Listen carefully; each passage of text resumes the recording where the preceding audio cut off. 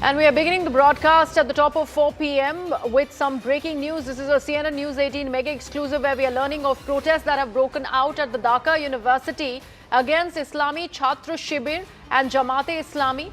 At the center of this entire fiasco and controversy is Sadiq Qayem, who's once was seen as a key face of Bangladesh's 2024 student uprising, and he's now being accused of misleading the students to push Jamaat's agenda. Students are alleging that he won the support under a neutral reformist banner, but he was later, he went on to reveal as the Dhaka University president of the Chhatra Shibir, Jamaat's student wing, and that's where the entire credentials of Sadiq were laid bare.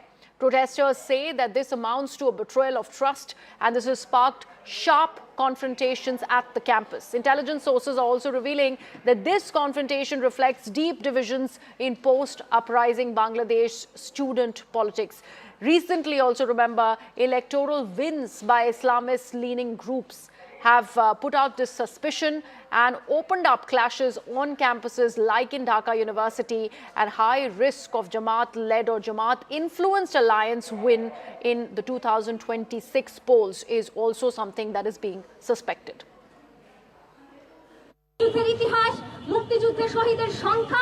এবং মুক্তিযুদ্ধে ধর্ষিত নারীদের সংখ্যা নিয়ে একটি বিশেষ গোষ্ঠী নানান রকম ভাবে অপপ্রচার চালিয়েছে। এই বিশেষ গোষ্ঠী হচ্ছে সেই জামাতে ইসলামী এবং তাদের ছাত্র সংগঠন বাংলাদেশ ইসলামী ছাত্র শিবির।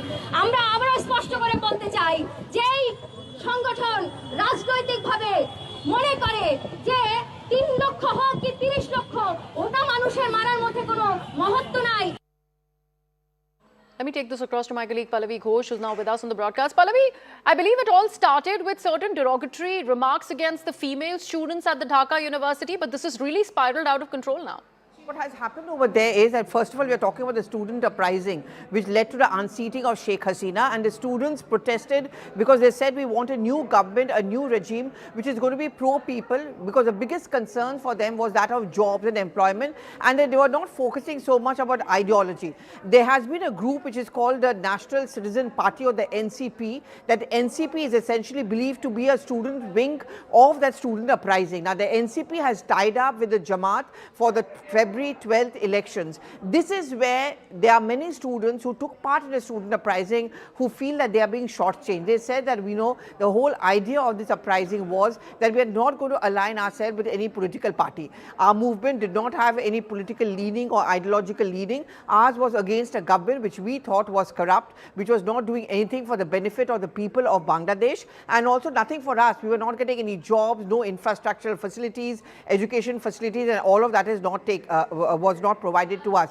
So when you hear these voices now as a run-up to the February 12th poll, their objection is to the fact is that why is it that a leader who we chose and saw as the vice president of the Dhaka University Students' Union is now instrumental in tying up with the Jamaat? This is something which we were not told about, we were not kind of informed, and therefore this is absolutely unfair. Now, how much of an impact will it have on the ground?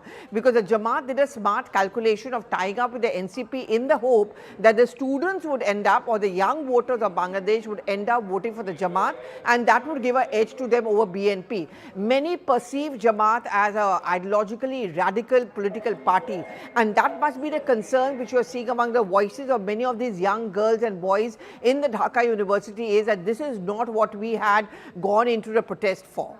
Right, absolutely. And I believe there is also an open call regarding the suspension of the polls altogether that the Chhatra Shibir is also going on to do. Pallavi? So Chhatra Shibir is the student wing of the Jamaat, and it's very interesting that you're hearing these kind of voices from the ground. The Awami League, as you know, has already been banned, and Awami League is also objecting to the polls by saying what kind of a battle for democracy it is if we are not allowed to participate. What about our core voters and supporters? Now, many of these students who are unhappy with the alliance of the students' wing or the student protesters with the Jamaat are also the ones saying that this is not the kind of battle for democracy we want, and therefore the February 12th polls must be postponed or should not take place. But I think the government has now gone a little bit too ahead. Yunus administration has come out with many animations, has come out with many of those ads to show that how democracy is being given a chance in Bangladesh, urging the young voters to go out and vote.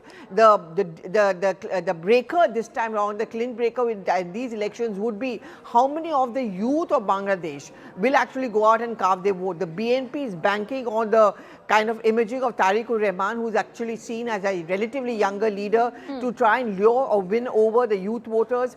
And similarly, the Jamaat is hoping to do so with the alliance. It's the young voices which we are hearing who seem to be very unhappy with the turn of events. Right, Pallavi, thank you so much for that perspective. We also have a special guest who's now joining us on the broadcast. Major General A.K. Sivach, a defense expert, is now with us. Major General Sivach, thank you so much for being a part of this conversation. But we'd really like to understand from you firsthand, what do you make of these protests, counter to what has come out from these various universities, particularly in Dhaka, now that the students really feel that they have been shortchanged? Something that started as a pro-student movement, that entire student uprising that was responsible for the ouster of Sheikh Hasina. Now the students have in fact put out the sentiment that they were really taken for a ride. What do you see really happening in Bangladesh?